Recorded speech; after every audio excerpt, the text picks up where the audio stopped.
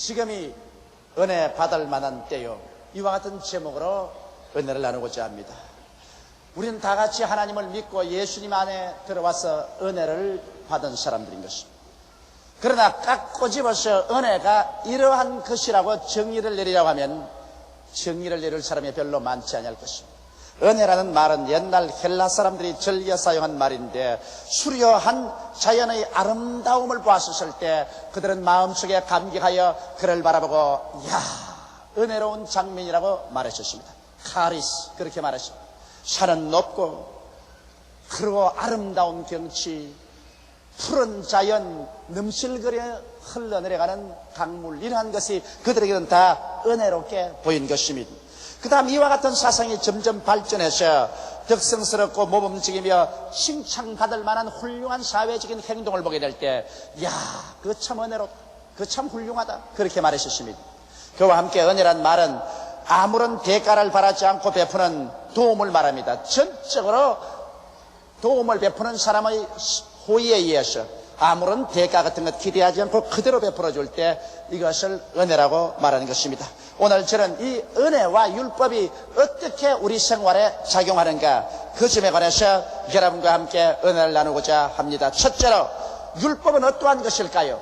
여러분, 율법은 우리의 조상 아담이 하나님을 반역하고 죄를 짓고 부패해서 나와버리고 난 다음에 하나님께서 인간이 얼마나 연약하고 죄스러운 것을 알게 하기 위해서 모세를 통하여 시내산에서 준 것이 율법입니다. 가장 좁은 의미에서 율법은 십계명이고, 좀 더 넓은 의미에서 율법은 모세 오경이고, 또 저 큰 의미에서 율법은 구약 성경을 율법이라고 말합니다. 그러나 우리가 보통으로 율법이라고 말할 때는 십계명을 말하는 것입니다. 내 앞에 다른 신을 두지 마라, 우상을 만들지 말라, 하나님의 이름을 망령되이 부르지 말라, 안식일을 거룩히 지키라, 내 부모를 공경하라, 살인하지 말라, 간음하지 말라, 도적질하지 말라, 내 이웃을 거짓 증거하지 마라, 내 이웃을 탐하지 말라는 이와 같은 십계명을 통해서 여러분과 내가 얼마나 부패하고 가증스러우며 죄악된 것을 하나님께서 드러내려고 하신 것입니다. 그렇기 때문에 율법은 우리의 약점을 파헤쳐내고 우리의 죄를 드러내서 죄인으로서 정죄하기 위해서 주어진 것이요, 율법은 여러분과 나를 용서해주고 구원해주기 위해서 준 것이 아닌 것입니다. 이러므로 어떠한 사람도 하나님의 율법 앞에 서서 이롭다함을 얻은 육체가 없습니다. 모든 사람들은 율법 앞에서 모두 다 죄인으로 낙인 찍히고 정죄되고 마는 것입니다. 이러기 때문에 여러분, 율법은 온 세상으로 다 죄악 가운데 가두어 놓고 심판을 받게 만드는 것이 바로 율법인 것입니다. 이러므로 율법 앞에 인간의 연약함이 드러나지 아니할 사람이 없습니다. 율법 앞에 죄인이 안 될 사람이 한 사람도 없는 것입니다. 성경은 말씀하기를 모든 사람이 죄를 범하였으니 하나님의 영광에 이르지 못한다고 말했었으며, 또한 성경은 말씀하기를 죄를 지은 영혼은 죽으리라고 말한 것입니다. 그러므로 율법은 우리를 하나님 앞에서 쫓아내고 우리를 죽이기 위해서 주신 것입니다. 그런데 오늘날 세상의 사람들이 살면서 이러한 율법을 가지고서 인간 생활을 하려고 하는 사람이 대단히 많습니다. 여러분, 율법과 인간관계를 우리가 살펴보면 우리 마음속에 몸서리칠 점이 많습니다. 오늘날 많은 부모가 자식을 대할 때 율법의 자를 가지고 대하는 때가 많습니다. 아직 어린 자식은 완성한 인간이 못 되고 성장하는 과정에 있기 때문에 그들의 사고나 행동이나 말에 결점이 많고 약점이 많습니다. 그러나 부모는 이 어린아이들이 어른과 같이 생각하고 말하고 행동하기를 원해서 어른이란 율법적 자를 가지고서 어린애를 재할 때가 많습니다. 그래서 항상 자식들의 결점을 드러내고 약점을 파헤치고 정지하고 꾸짖고 늘 너는 못났다, 너 같은 놈은 희망이 없다, 탄식스럽다, 너 같은 것을 위해서 고생한 보람이 없다, 이렇게 말하면 율법으로 말미암아 자기의 약점이 자꾸 드러나고 정죄를 받으면 그만 기가 죽었고 절망해버렸어. 어린 자녀들이 스스로 파탄에 이르든지 그렇지 않으면 집을 뛰쳐나가버리고 마는 것입니다. 물론 법은 필요하지만은, 그러나 은혜와 사랑으로 감싸주지 아니하면 불완전한 어린 자녀들이 견뎌낼 수가 없는 것입니다.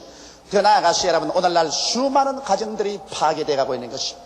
제가 이번 미국에 여행할 때도 두 부인이 내게 울면서 와서 가정의 파괴에 관해서 이야기해 주었습니다.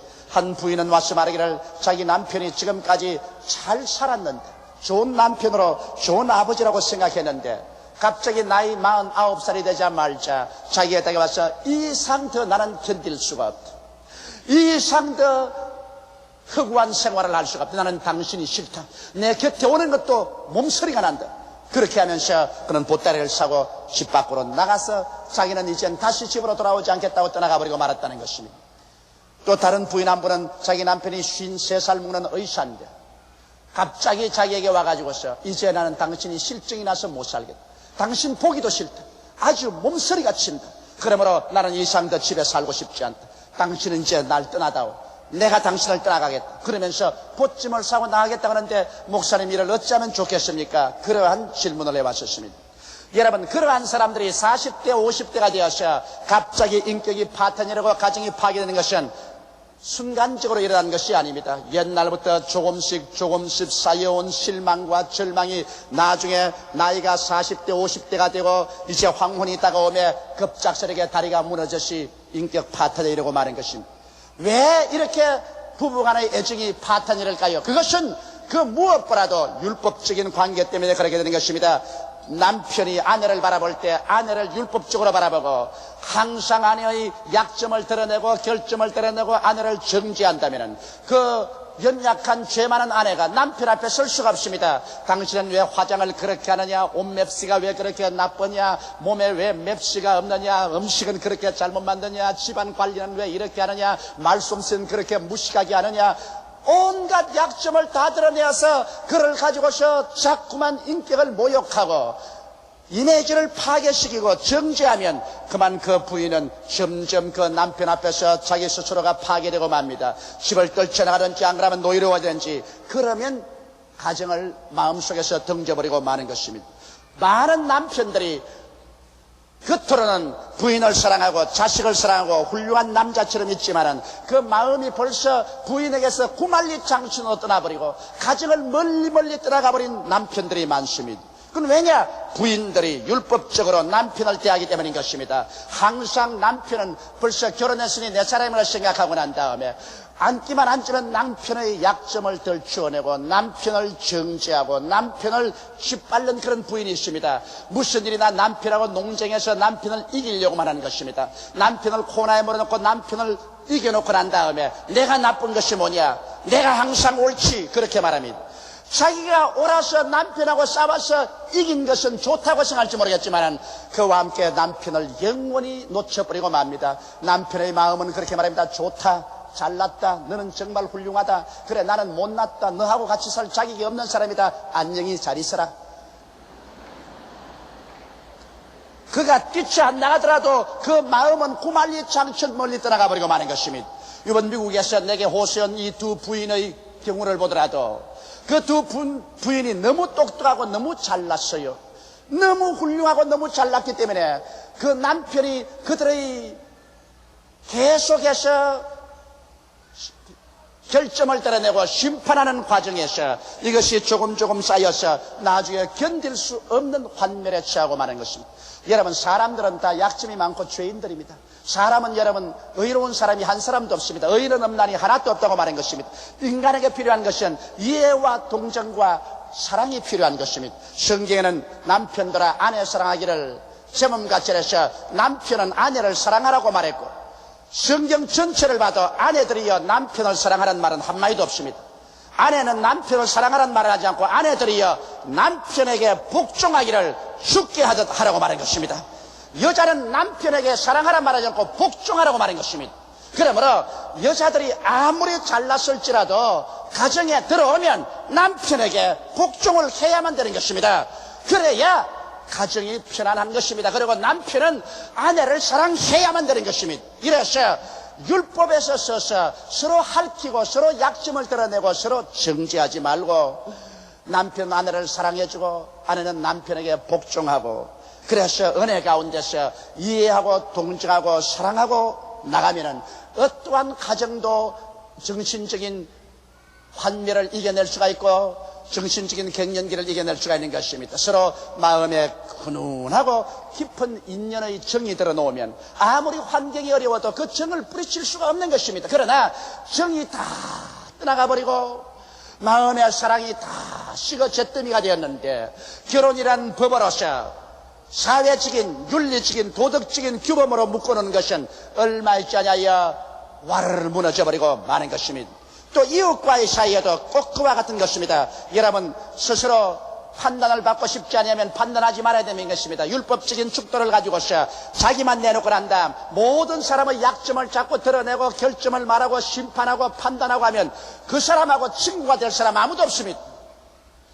참된 친구라는 것은 다른 사람의 결점을 보완해주고 이해해주고 용서해주고 도와주고 구원해주려고 해야지, 심판하고 판단하고 남을 뺏겨놓고 남의 아픈 데를 찔러주고 그러고도 친구가 되기를 원하면 이것은 정말 사막에 가서 장미꽃을 구하는 것과 같은 것입니다. 오늘 너무나 많은 사람들이 율법의 자로서 친구를 대하기 때문에 자기는 올바르고 훌륭한 일을 하면서도 사람들에게 미움을 당하고 소외감을 당하고 원수가 되어버린 것입니다. 나는 많은 사람을 지금까지 겪어오면서 그 사람 자체는 인격적으로 훌륭하고 위대한 일을 하면서도 모든 사람들이 몸서리치게 싫어하고 미워하고 만나는 사람마다 원수를 만들어버리는 사람을 보았었습니다. 그것은 왜냐? 이 사람이 율법적인 인생관을 가지고 살아가기 때문인 것입니다. 남을 자꾸 헐뜯기 때문인 것입니다. 남의 결점을 자꾸 헐뜯고 남을 정죄하기 때문에 그 사람과 같이 있는 것이 가시 위에 올라앉는 것 같아서 괴로워 견딜 수가 없는 것입니다. 그러나 은혜란 무엇일까요? 은혜란 것은 여러분 많은 죄에도 불구하고 이 죄를 용서하고 구원하는 것이 은혜인 것입니다. 은혜의 시작은 우리 주 예수께로 말미암는 것입니다. 예수님께서 하나님의 아들로서 육신을 쓰고 이 세상에 오셔서 33년 동안 인생과 같이 사셨습니다. 예수님은 우리와 같이 먹고 깨고 울고 웃으셨습니다. 인간의 모든 고난을 다 체험하시나 죄는 짓지 않으셨습니다. 그러고 난 다음 급기야 우리의 모든 죄악과 불의, 추악과 저주, 절망과 죽음을 한 몸에 걸머지시고 그런 십자가의 자원에서 올라가셨습니다. 그런 양손과 양발의 대못이 바뀌었습니다. 그런 창을 받아 심장이 터져서 물과 피를 다 쏟았습니다. 그런 그 극한 상황의 고통 가운데 몸부림을 치면서도 우리를 사랑하셔서 우리의 죄악을 대신 짊어지셨습니다. 마지막 그가 내가 다 이루었다고 외쳤을 때 아담 이후로 인간의 모든 지은 죄와 불의를 주님께서 하나님 앞에서 다 청산해버리고 마는 것입니다. 그리고 예수님께서는 그 상처 입은 손을 활짝 내밀고 수고하고 무거운 짐진 자들아 다 내게로 오라, 내가 너희를 쉬게 하려고 말씀하고 계시는 것입니다. 이것이 바로 은혜인 것입니다. 우리는 아무 대가도 지불할 수 없는 사람들인데 아무 대가를 지불하지 않고라도 예수께서 우리 대신해서 대가를 다 지불하시고 값없이 죄인 불의하고 추악하고 저주를 받아야 마땅한 우리들을 그대로 구원해 주시기를 원하시는 이것이 바로 은혜인 것입니다. 성경은 말씀하시기를 저가 찔리면 우리 허물을 인하며 저가 상하면 우리 죄악을 인함이라. 저가 징계를 받음으로 우리가 평화를 누리고 저가 채찍에 맞음으로 우리가 나음을 입었도다. 우리는 다 각기 어린 양같이 그릇하여 지갈 길로 갔거늘 여호와께서 우리 무리의 죄악을 저에게 담당시겠다고 말씀하신 것입니다. 예수님은 모든 인류의 죄악을 다 짊어지고 심판을 받을 때 그는 마치 털 깎는 자 앞에 잠잠한 양같이 그 입을 열지 않으셨습니다. 그는 가하던 큰 수욕과 모욕과 고통을 당하셨습니다. 그럼에도 불구하고 여러분과 나의 죄를 주님께서 십자가에서 다 청산해 주었기 때문에 이제는 예수 앞에 나오면 죄를 지었음에도 불구하고 못났음에도 불구하고 버림을 받아야 마땅함에도 불구하고 죄 지은 그대로 못난 그대로 빈손든 그대로 용납함을 받고 용서를 받고 이해를 받고 동정을 받고 사랑을 받고 하나님의 자녀가 될 수 있는 것입니다. 그렇기 때문에 은혜의 만남은 크나큰 감격의 만남인 것입니다. 주님께서 은혜로서 나를 용서하고 구원하는 것을 체험하게 될 때 내 마음이 얼마나 감동이 되고 감격이 되는지 일어나서 나는 이제부터 올바르게 살아야 되겠다, 은혜에 보답하는 삶을 살아야겠다는 결심이 생기는 것입니다.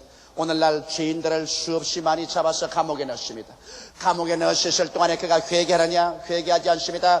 더 약삭빠른 죄인이 되는 공부를 합니다. 그래서 전과 1범에서 전과 2범, 3범, 4범, 5범, 6범씩 되는 것은 감옥에 들어가서 그가 변화를 받지 않습니다. 율법은 죄인을 잡아서 감옥에 넣으셔서 율법은 사람을 변화시키지 못합니다. 그러나 십자가에서 힘없이 못 박혀 늘어져 있는 그 예수 그리스도의 은혜에 부딪히게 되고 그 은혜와 만나게 되면 그 은혜로 말미암아 우리들은 변화를 받습니다. 죄가 용서 안 받고 마음에 그리스도의 은혜로 말미암아 중생을 하게 되고 마음에 성령이 임하시고 새 사람으로 변화될 수 있는 것입니다. 그렇기 때문에 성경은 말씀하기를 누구든지 그리스도 안에 있으면 새로운 피조물이라 이전 것은 지나가시니 보라 새 것이 되었다고 말씀하고 있는 것입니다.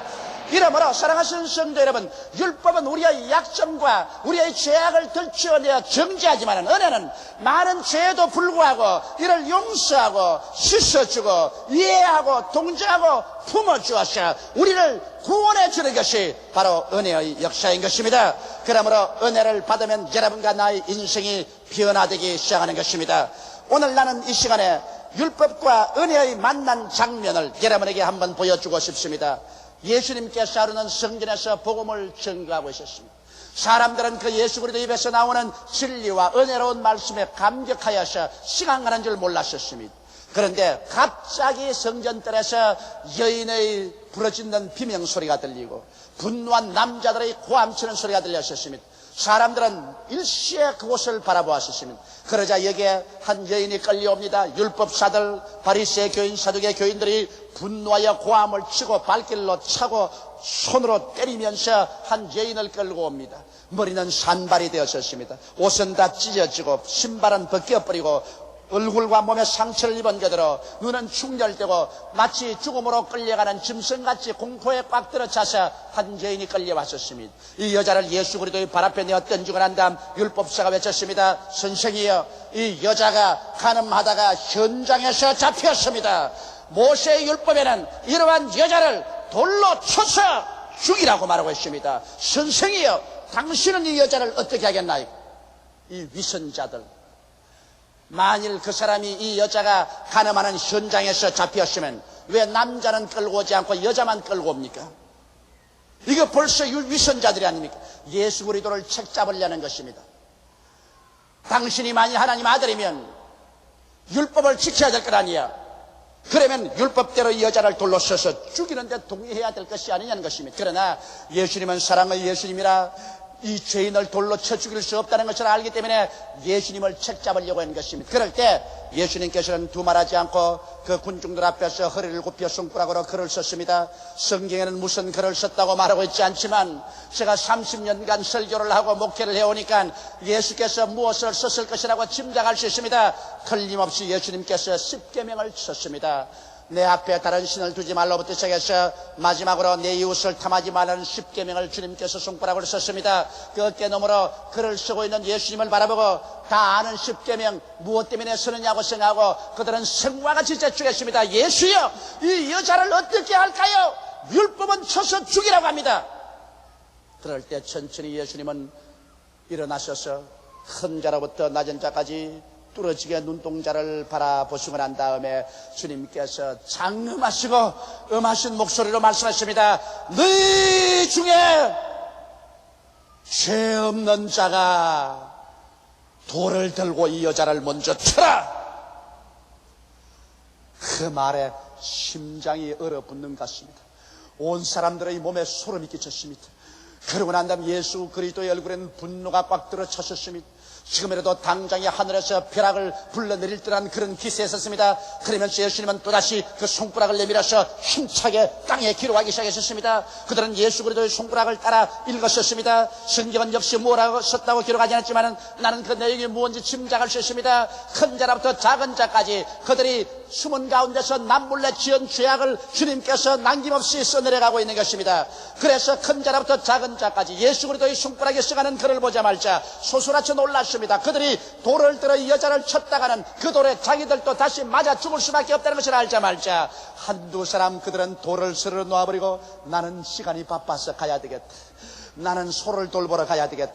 나는 시장에 갈 시간이 늦었다. 나는 내 아내가 기다린다. 그러고 난 다음 다 도망을 쳤었습니다. 그들이 선 자리에는 그들이 들고 있던 날카로운 돌들만 느질분하게 흩어지고 얼마 있자야 한 사람도 없이 다 도망을 치고 말한 것입니다. 율법 앞에서 심판을 당할 때 견뎌낼 자가 없습니다. 이 여자를 돌로 치려고 하던 살기 등등한 사람들이 예수 그리스도의 손가락이 그들의 가슴 속에 비밀로 감추인 죄악을 드러내자 한 사람도 예수님 앞에 견디지 못하고 마치 태양 앞에서 녹아지는 이슬같이 사라져버리고 마는 것입니다. 예수님께서 한참 만에 허리를 펴시고 말하십니다. 여자여, 고개를 들라. 지금이라도 당장 돌이 날라와서 자기를 죽일 것 같아서 머리를 잔뜩 손으로 끼어안고 벌벌 떨고 있던 여자가 손을 내리고 조심스럽게 고개를 들어섰습니다. 여자여, 너를 정죄하는 자가 있느냐? 오른편을 살펴보았습니다. 왼편을 살펴보았습니다. 살기 등등하던 군중을 온데간데였고 그들이 들었던 그 날카로운 돌들만 그곳에 느질분하게 흩어져 있습니다. 여자는 소스라쳐 놀랐었습니다. 무엇이라고 말할 수가 없습니다. 그는 예수 그리스도를 쳐다보고 놀란 눈을 예수 그리스도의 얼굴로 돌이켰었습니다. 주여, 나를 정죄한 자가 다 가버리고 없습니다. 예수님은 고개를 끄덕끄덕 하시고 난 다음에 이 여자를 보고 말씀했습니다. 여자여, 나도 너를 정죄하지 아니한다. 집에 돌아가서 다시 죄를 짓지 말라. 이 여자의 가슴 속에 파도치는 하나님의 은혜가 부딪혀 왔었습니다. 그는 꼭 죽을 줄만 알았습니다. 또 반드시 율법대로는 그 많은 사람들이 자기 전에도 죽어갔었습니다. 자기는 그날 돌무더기 속에 들어간 줄 알았는데 예수 그리스도를 만남으로 말미암아 기적적으로 그는 살아날 수가 있었습니다. 그리스도의 그 용서와 그 은혜에 부딪히자 그 영혼 속에 뜨거운 감격이 솟구쳐 올랐습니다. 뜨거운 눈물이 그 얼굴을 적셨습니다.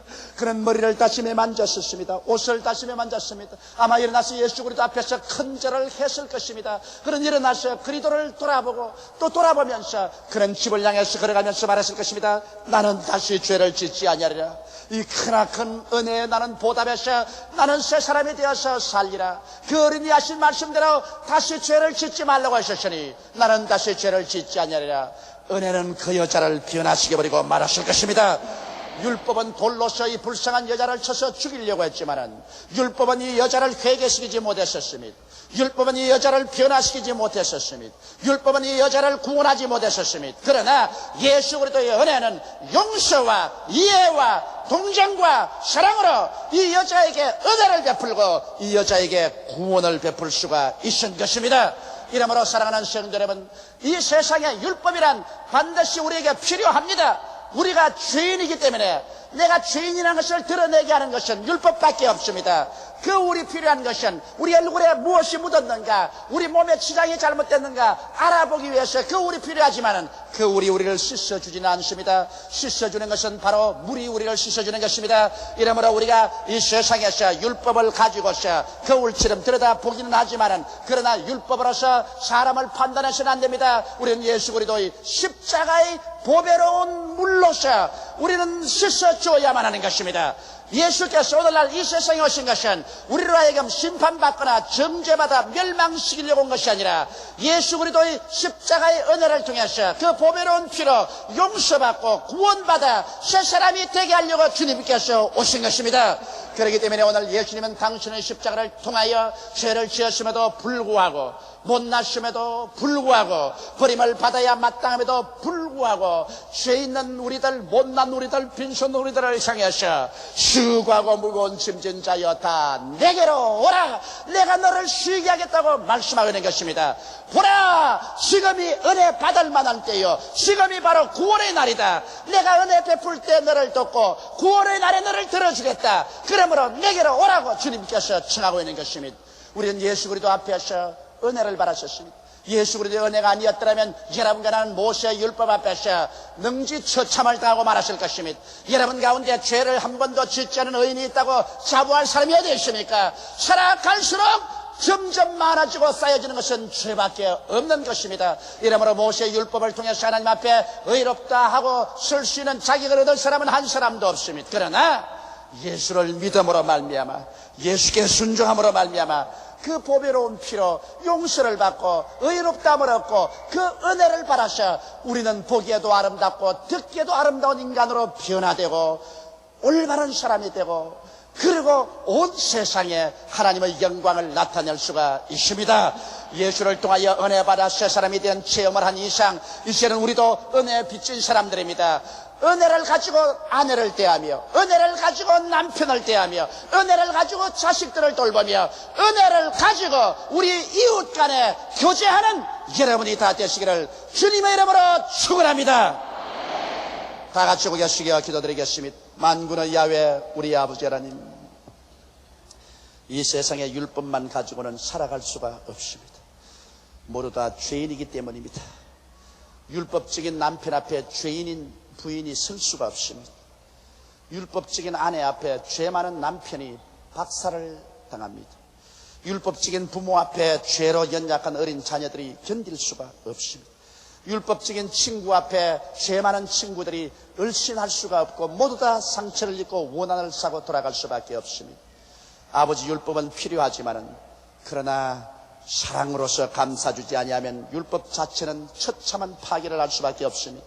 내 아버지 예수 그리스도께서 율법의 상처 입은 우리들을 사랑으로 어루만져 주시고 은혜로서 용서하시고 씻으심을 감사하옵나이다.